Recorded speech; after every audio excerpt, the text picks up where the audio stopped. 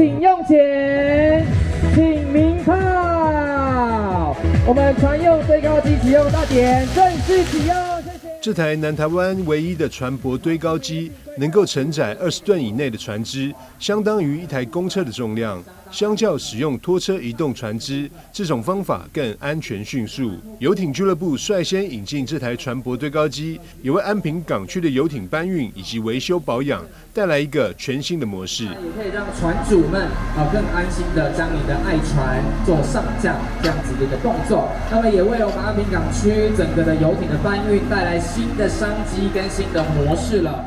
游艇堆高机未来就是投入在服务我们安平渔港的渔船跟我们安平渔港的游艇。那总游艇的这样子的服务，主要是让他们能够上架去做维修保养的动作，及我们去除我们的海底的一个附着的海底生物。那这样子可以大大降低油耗。我们上架的时候有引擎的维修，那有我们轮机的维修及船体的保养维修。那还有相对一些游艇上来可以来我们的架上岸上可以做一个美容的服务。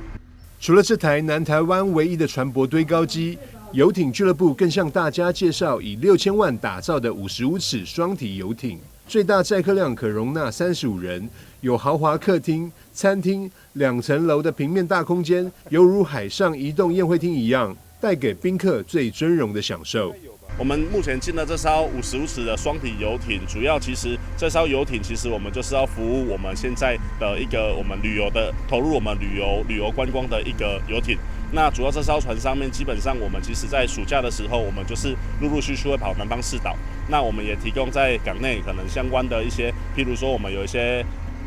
些生